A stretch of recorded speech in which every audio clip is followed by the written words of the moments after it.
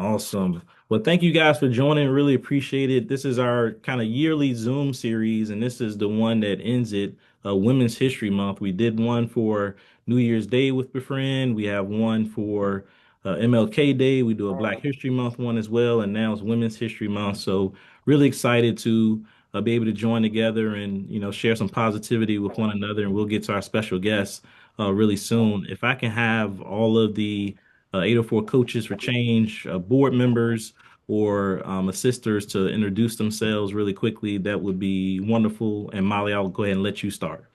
Okay, sure. Molly Reinhardt, founder of Befriend and on the board of 804 Coaches for Change, and just love doing things with 804 Coaches for Change as much as we can. And so, Stacy, just so happy to have you here and get to know you more too. So, thank you so much for that. And yeah, just so you know a little bit about Befriend, we're all about inspiring people to live their lives with curiosity and compassion and connection with each other. So, that's kind of what our goal is. And we do this through a lot of different events. So these Zooms are another way that we bring different people together from different perspectives. And we have a certain topic tonight of Women's History Month. So we kind of do those things together.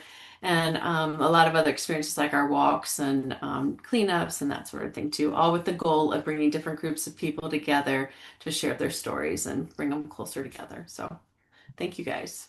Thank you, Molly. Thank you for all you do. Always in lockstep with us. So I appreciate That's you. right. That's right. Coach Thank you. Evans. Good evening. Good evening. I won't be long simply because I think I got a little bit of background noise. But I Okay. am You're Akaya okay. Evans. I am on the board of 804 Coaches for Change, and I've partnered with Coach Lewis over the past 2 years, 2.5 years roughly. It's been incredible since I met him. All that we've been able to accomplish in the nonprofit sector with youth.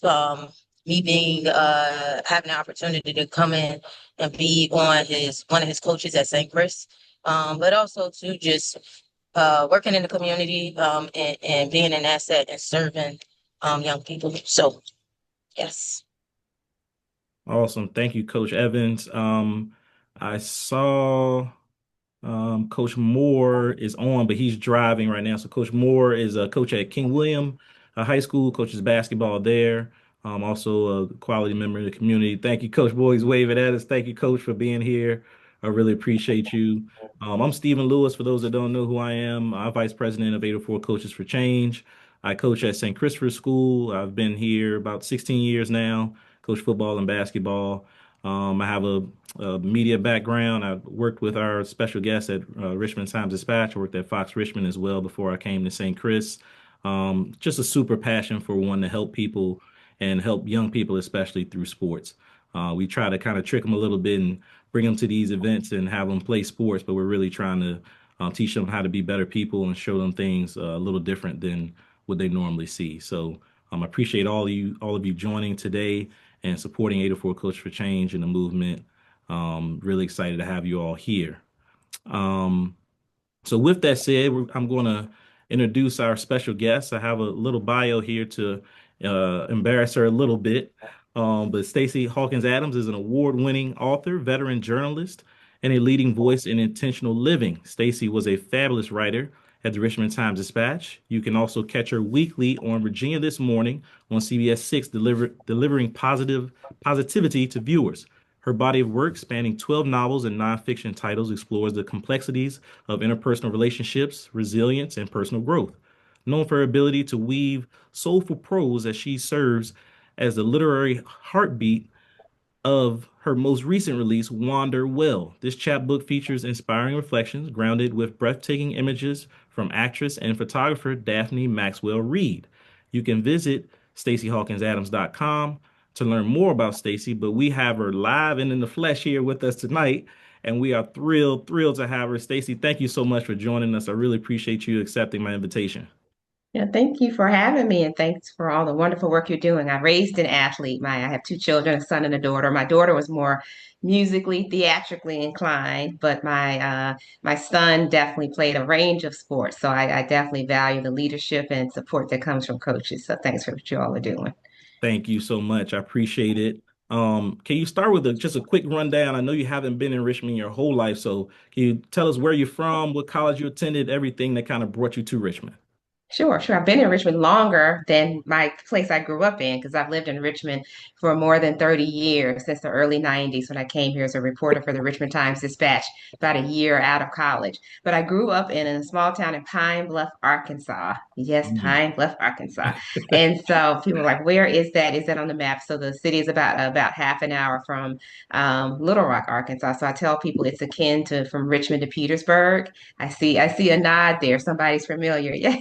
But and there's a small historically black university there, like you have Virginia State, we have the University of Arkansas at Pine Bluff. So that gives you sort of a similar setting of what that area was like. So small city, not the countryside, not rural, more little small town, but definitely a wonderful upbringing there. And then I attended Jackson State University for my undergraduate degree in journalism and mass communications, and did multiple internships while I was there across the country and ended up getting a master's in women's leadership from the University of Richmond about 10 or 12 years ago.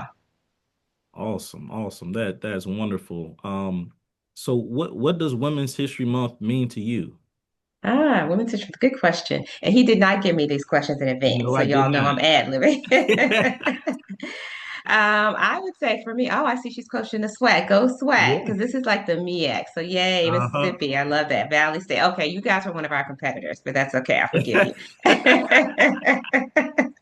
We had the best band. But Women's History Month for me, it's close to my heart. Like I said, I actually have a master's in women's leadership because I just feel like women empower the world. And when I was studying women's leadership, I had to do a thesis, and my thesis was about how do women learn how to lead in a way that empowers the world. And so I studied a few women. One was Sheryl Sandberg.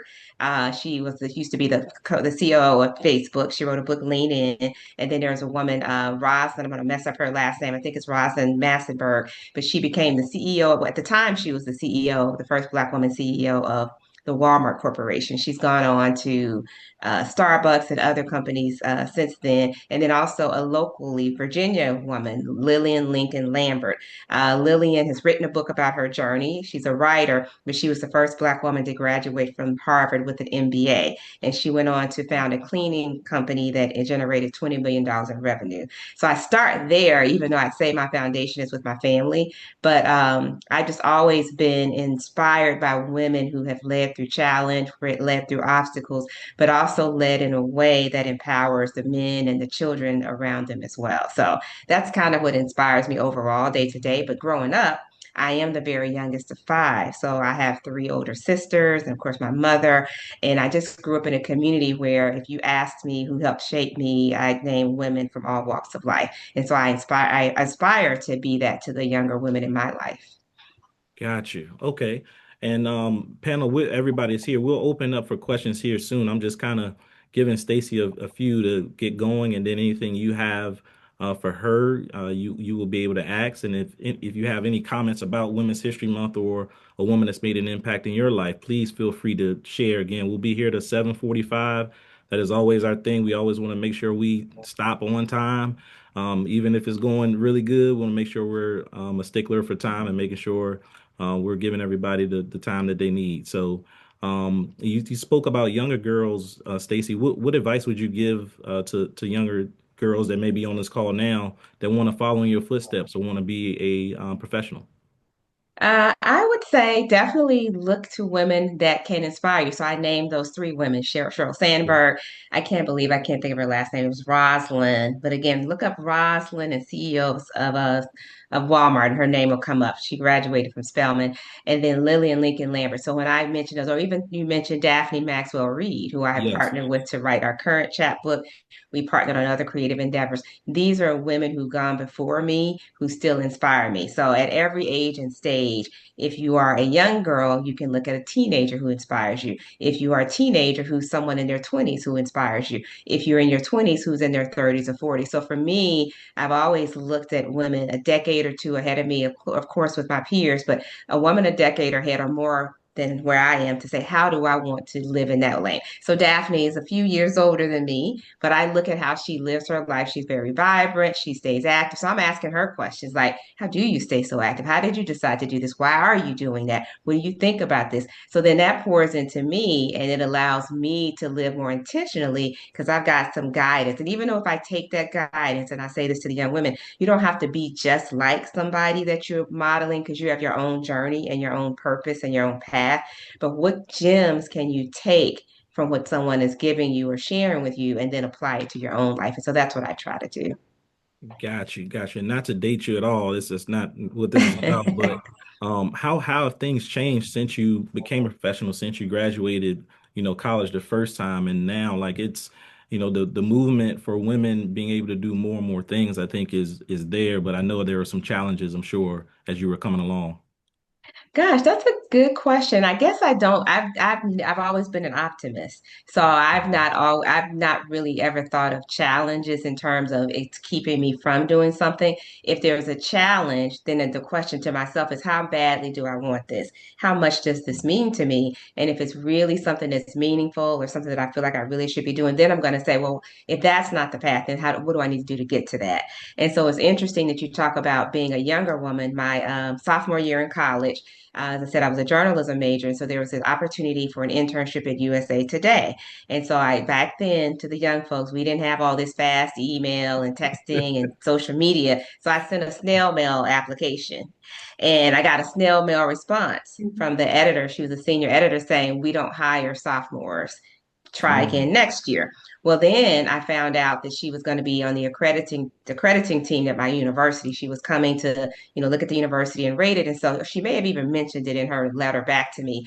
And I said, well, I'd love to meet you when you're on campus. And so I knew she'd be coming in a month or 6 weeks. And so I made sure I showed up with my resume, with all my newspaper clips. And if you talk to her today, because she's actually still my mentor, she hired me and she became my mentor. oh, So if that's you were to dope. talk to Wanda Lloyd today, Wanda would say, I met Stacy and her job. She decided to show up and convince me why I needed to hire her. So before that meeting ended, she was like, well, exceptions can be made. And that summer I spent in Washington, D.C., interning at USA Today. And she actually helped me land my first job as my mentor at Florida Today, which was the sister paper of USA Today. So I worked there before I came to Richmond.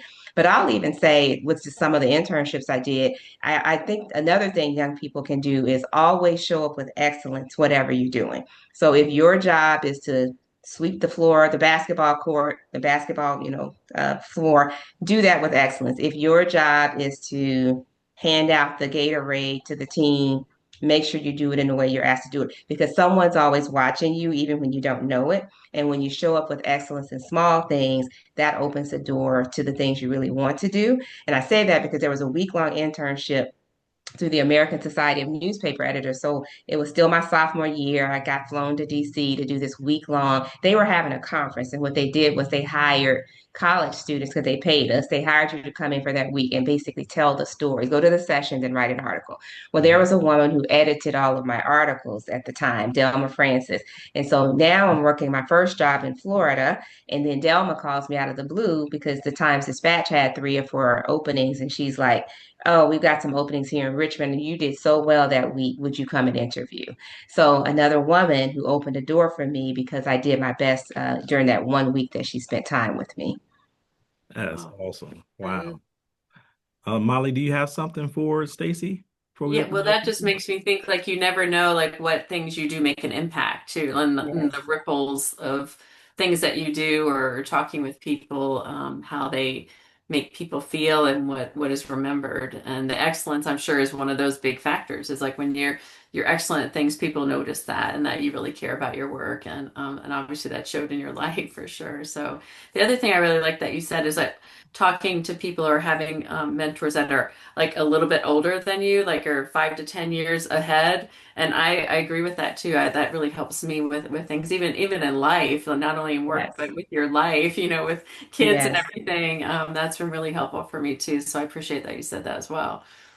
Yeah. Yes, I totally did that in my motherhood too. My children are now 27 and 24. And I remember even probably before I had children, because I was involved in church and I would work with the youth ministry. And there were certain women that I would watch with their own children or how they worked with other youth. And so those were mothers that I would call after I had children, like, oh, well, how'd you handle this? Or what do you think about that? Or I would just watch them and maybe not have to ask because I saw how they handled a situation. So I think you're right. I think you can apply this in any area of your life, just someone who's stewarding their own life well, whether you get an opportunity to speak to them or not. What is it about their life that really is kind of helping you say, this is kind of how I want to live too? Absolutely. Awesome. I want to know, how did you get into writing novels? Like, were you doing that when you're on the side, when you kind of at the RTD? Did it just come up afterward? Like, how did that part end up for you? Well, I will say that I was a born writer. I was one of those lucky people who, because I know now, having just seen multiple people figure out their path. I have 20 somethings who are figuring out their path. So to know in childhood what your passion is and that you want to live that out, that to me, that's been a gift. So when I started reading at age 5 in kindergarten, literally I started writing. Like I started writing poems and stories. I just started writing. And my siblings were much older than me. So my eldest sister, she was in graduate school at the time, and back in the day, for the young people, there was something called typewriters before we had laptops and keyboards. So she would take my poems and stories and type them up and then staple it. Like she'd take the piece of paper, staple it, and give it to me. Say, here's a book. Here's your book. So she would always plant that in my mind. Or if there was Wow. a special birthday or someone having a milestone birthday, my family would say, well, write a poem for so and so's birthday, or this would make them smile. And then all of my teachers fostered that in me. My fourth grade teacher, Mrs. Owens, let me write the class play. And it was all about, I literally remember this. It was a talented family. And I pretty much had my classmates, okay, you said, get up, say your name, do your thing. But I scripted the fourth grade class play. And then around that same time, I started trying to write my first novel. I won't tell you the name of it, but I do remember because who knows, it may be published someday. But anyway, I started trying to write this novel, and then just the pieces of it. I had all these books because I love to read, and I found the name at that time. It was Harper and Row Publishers. So when you open a book, you'll see Harper and Row, New York, New York, and the address. So I wrote a letter, and I sent these first few pages of this book, age 10, 11 at the time. Of course, it was help from family, saying, I want to write this book, and here's my book idea. And I got a little blue card that I have somewhere in my archives in my attic, just a kind of a rejection card, but basically saying thank you, but no thank you. But it was something I held on to. And the beautiful thing about that is, like, I think it was 32 years later, they weren't my first publisher, but Harper Collins became my second publisher. So Harper Collins was a subsidiary of Harper and Row. They were part of that same company. So a full circle moment. But in answer to your question, I knew as a child that I wanted to write books. The pivot happened to journalism because as I got into middle school, I had to write a paper one day about a career. And as I started studying authors, I kept reading about the starving artist and the struggling artist. I was like, I don't think that's the life for me. So, what else can I do that nurtures this love of writing, but doesn't have to be adding on starving artists to the thing? So, I discovered journalism. And I thought, okay, this is something I can do. And I actually worked for my high school newspaper. I was the editor of my college newspaper. So I did fall in love with telling factual stories, real time stories. But about 5 years into working at the newspaper and writing those journalistic stories, that bug just came back to like write fiction. Like you said, you wanted to write a novel. Why haven't you? So I say off and on for about 3 years. I tried different things to write. I try to write after work. I try to write before work. But I got really serious when my second child was born, which was my son. And when he was about 9 months old, I had been working on this novel off and on, but I hadn't quite finished it. And something just woke me up one morning, and it was like a thought came to me like, you don't want to be 85 years old someday telling your grandchildren or great grandchildren to live their dreams and you didn't live yours. And that just Mm. really struck me, even though I'm a young mother of young children. And Yeah. I started getting up 3 mornings a week because I was still working full time at the newspaper. So I got up 3 mornings a week and wrote from 4 to 6 a.m. because I had figured out in that 3 year period, like working all day and trying to write in the evenings wasn't going to work. And then weekends I could do a little bit, but my sweet spot turned out to be that early morning because I would get up. Before I would read email, before I would do anything else, I just took my brain right to that fiction. And so I finished that draft in about 8 weeks. Now, of course, you have to refine it and rewrite it, and that took a few months. But that's how that first book came about. And then after I wrote it, I started sending it out. You hear about authors getting rejected and wasn't landing anywhere. And I kind of put it on the shelf and was like, I'll come back to this whenever. But it actually was my newspaper career that led me to my first novel being published because I had written a column. In addition to being a reporter, I also wrote an inspirational column in the Saturday newspaper. And so it was very popular. And I had written a column about a local woman who was doing something special with people in her home, and a magazine editor wanted contacted her. He wanted her to write a book, and she said, "Well, the only writer I know who can help me get this ready is Stacy." So then I got pulled in. Then he heard about my fiction. He's like, "Do you have any fiction?" I'm like, "Yes, I do." So that's why you do what you call to do. You're ready when the opportunity comes. And I still had to do some editing, add like more pages to it and get it ready. And at that time, I was so new. And this was a publisher that had not necessarily published African American fiction before. So they were like, let's just try the first book. So that did well. And they were like, well, let's do the second book. And I was still at the newspaper. And then they said, let's do a third book. So then the third book did well. And after that, they said, well, let's do a 3 book series. And that's when I figured out I might need to pivot away from the newspaper and focus on the books for a while. But yes, I did both for a while. Wow. Wow, that's awesome. Here with Stacy Hawkins Adams, celebrating Women's History Month here, 804 Coach for Change and Befriend. Thank you all for joining us. So now's your time. You have plenty of time. If you have a question for Stacy, hit the raise your hand button. If you're shy, you need to put it in chat. You can do that. We'll read it as well. We'll love for someone to jump in and ask her a question. Or if you just want to have a comment about Women's History Month and what it means to you, we would love to have you speak. So the floor is everyone's now. You guys can jump on in.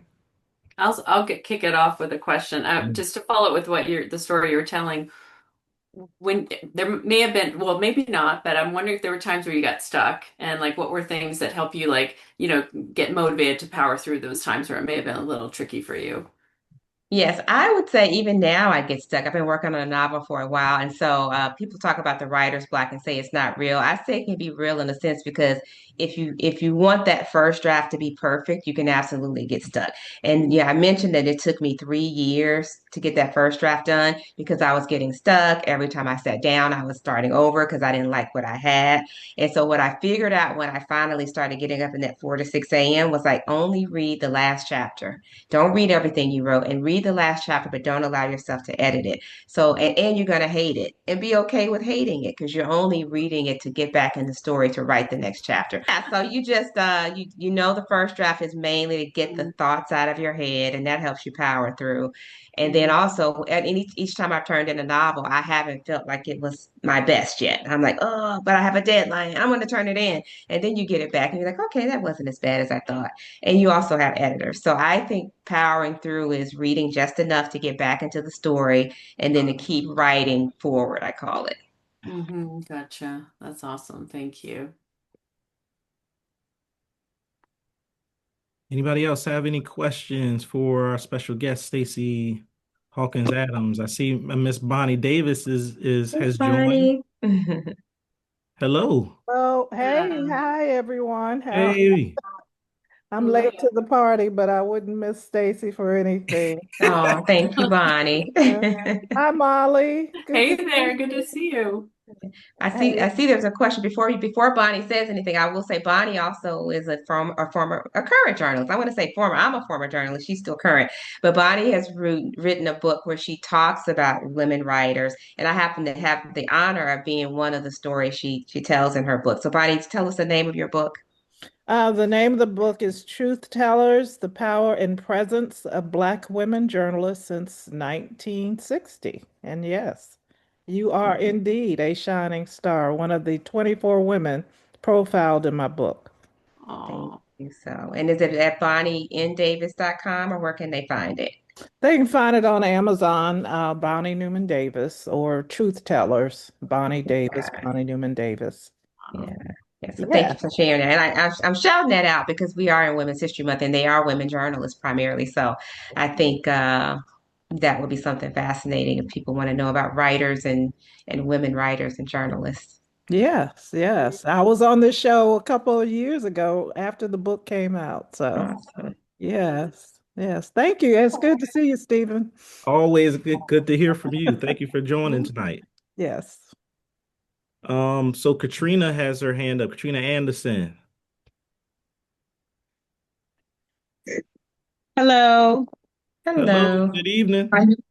Good evening. Actually, it's my daughter, Kennedy, who has a question for you. She is 16. Hi, Okay. Kennedy. My name's Kennedy Anderson. My question is, when you are first like coming up with your ideas for fiction, like where do you usually start? Because I'm working on a story of my own, actually. I just wanted to hear from you where you get your ideas. Yeah, Love that. Love Yeah, that. that's a great you. Here question. we go. I get them everywhere, Kennedy. Like I could hear a snatch of a phrase on this call and say, oh, that's a great idea. Or I'm watching the news and I'm like, oh, I could turn that into something. So ideas really live all around you. And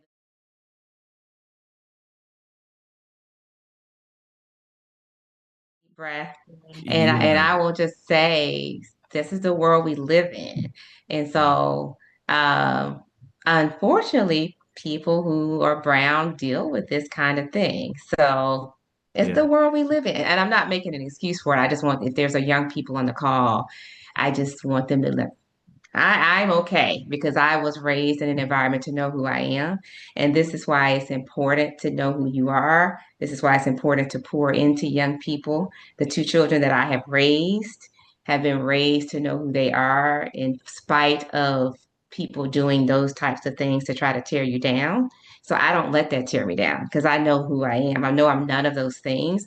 And it's important to not that you make an excuse for it, and so that's why I'm like, if we can block that, we'll block that. If there's a way to hold someone accountable, you hold them accountable for things that are not okay, but you never let somebody take your spirit.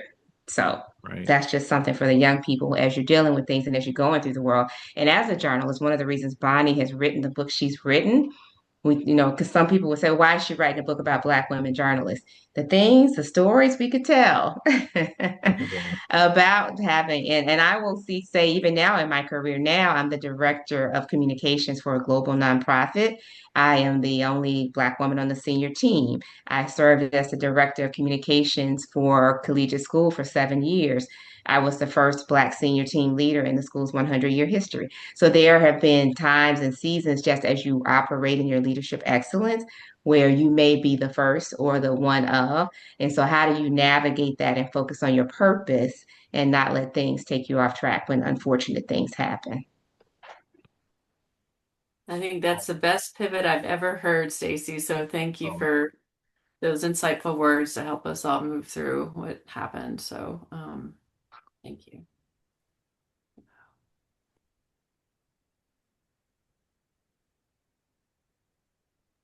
I'm trying to get Katrina back because I want her daughter to see your answer. Yeah, and if she can't get back in, you can just have her to email me at Stacy at StacyHawkinsAdams.com, and Okay, I can try to connect with her one on one if she's not able to get back in on time. got you. Okay. Well, Bonnie, I was just texting Caroline.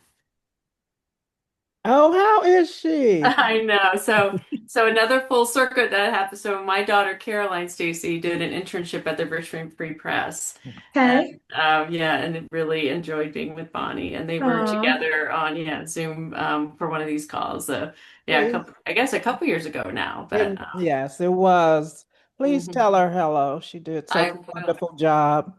Oh, well, I will tell her that. So wish Yeah. she could pop in, but She, anyway, so I she will tell her. finished graduate school. She was going to go on to graduate school at Stanford, correct? oh That's right. wow, that's Yeah, yeah. wonderful. Yep, she finished Awesome. that up, and she's actually working at ERM, a consulting company for environmental issues, and is based right in Richmond. So I'm loving that right now. Oh, I Talk bet. about a woman leader. That's awesome. Yeah, yeah. Yes, And then yes. she also loves animals so much. She ended up on the weekend. She works at the Richmond Animal League, so she gets her fix of Oh, animals, and Aw. oh, But well. she really enjoyed her time with you, and she was very sad to hear that had not heard the news about the Richmond Free Press ending its run until just recently. So Hmm.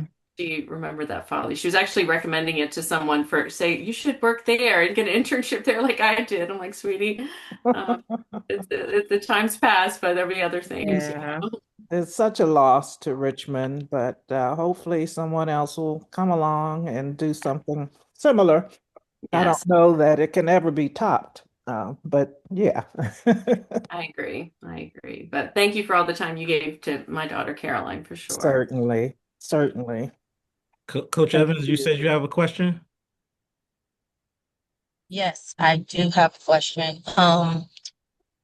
First, let me say, just listening and hearing you, it has in a short time has been very inspiring. And like moreover, a part of that, just hearing that you went to school in the South, but then you also came up north and got a degree and so forth. And I can remember my time being in Mississippi, and I was the girl from up north, like Ooh, you were so like, what is but I was happening? yeah, like what? Okay, and so it was it was definitely a culture shock, in a sense, being down there, but I took a lot away from it. Uh, and a lot of what I took away from just being down there was, um, it's okay to operate in who we are, as African American women, right? And so with that being said, much like yourself, over my time in my career in sports, and the things that I've done, I've been the first Black woman to step into a role in a couple of places, or even in my family. And with that, as you get older comes a lot. How have you navigated that? Um, what are some things that you've taken away from the experiences that's helped with the experiences, after that? And just any advice you feel like is necessary when it comes to being an African American woman and doing what it all is we do. But not only that, just a female. Um, as a Hmm. track coach, Coach Lewis will tell you I'm super passionate about what I do. Hmm. Um, well, I coach at pretty much every event on the track and in the field. Being a women's sprint coach, but I show up every day, and so yeah. Good, great question. I think kind of well, two things. I think the first thing is it goes back to what I was saying about the excellence. And to me, excellence isn't like I don't wake up saying, how do I be? I mean, in a way, I wake up saying, how do I be excellent today? But I don't say it in a way that it feels like work. When excellence is who you are, it just feels natural. Now, I will say that doesn't mean I'm always on time everywhere I go. It doesn't mean that my hair is always in place. I don't mean that, but I mean the spirit of that because things don't always go well. So you're not going to be perfect. I don't mean perfection. What I mean is I'm bringing excellence to the effort. I'm bringing my best self to that effort. And so even in college, when I was a college editor, if I had folks on my team who were my classmates, we were like, let's slack on that. I'd be like, no, we're not going to cut corners on that because we wanted to show up right because of da da da da. So it's just about having this spirit of I want things to be done in a way that represents who I am, that leaves a legacy that I'm going to be proud of someday. So I never want to wake up and I'm not proud. Now, again, we're not perfect. So there are days you wake up, oh, I could have done that better. How do I learn from that? But on a regular basis, if you're showing up and if you show up as a woman, this is how I've lived, how do I when I wake up, oh, I did my best, even if that didn't work, or I'm going to give my best, or if in the face of what you're saying, sometimes you're a woman in these uncomfortable spaces, maybe they feel uncomfortable initially. Really, you're like, if I'm showing up for me, if I'm showing up as Stacy, I'm showing up to give my best. I'm showing up to use this expertise that I have. I'm going to do it in a way that's not arrogant or pushy, but I'm going to lead with the excellence and I'm doing it for the greater good. I'm here for the greater good. And you lean into that. And sometimes I forget all the other stuff. I forget that maybe I'm the only one in the room. I forget that maybe it feels uncomfortable to hear a voice like mine at the table. How do I share it in a way that it can be received? How can I share it in a way, this person, this is change. This is change management. They may be uncomfortable with change. What's going to make this person feel a little bit more comfortable in how I share this? Sometimes I'm asking that question. Sometimes I'm saying, it's a no for me. I'm saying it from my heart, nice as I can. It's a no. So it just depends on the situation, how you lead. But for me, if I'm leading in a way or showing up in a way where I lead people better than I found them, that's going to be just as important to me as the outcome. So I'm never going to try to have a win or go for success or walk away with the prize, but I've left people, trashed behind me. I'm always going to try to lead people better than I find them, however I show up. And sometimes that takes longer, but then at least you know that you've done it in a way that you've operated in integrity.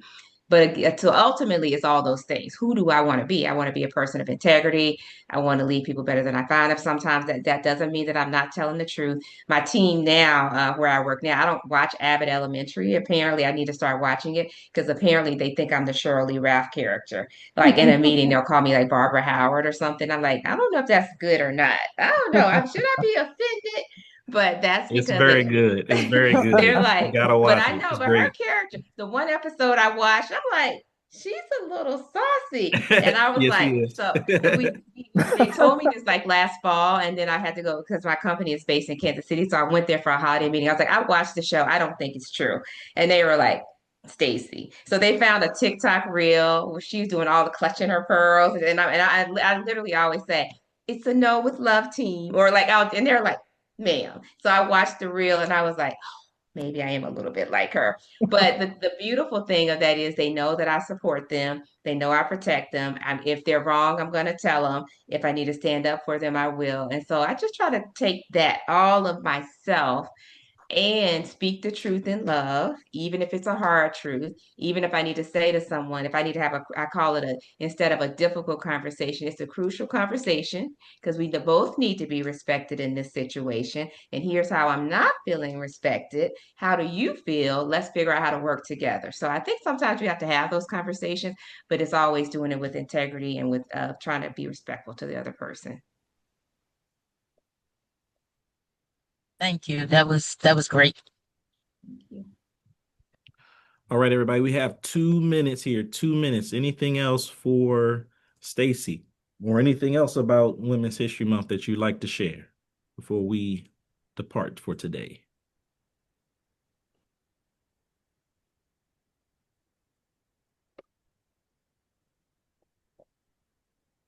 Awesome. Oh, Coach Watts, what's up, man? Got the president of 804 Coaches for Change, Daryl Watts, in the building. How you doing, How's Coach? it going, everybody? How's everybody doing? All good.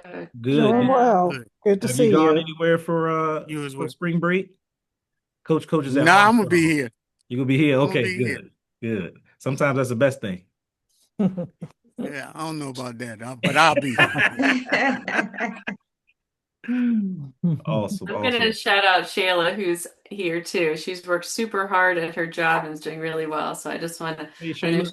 she's there. I'm not sure she'll want to talk, but Shayla, I'm glad you're here and I'm really proud of you.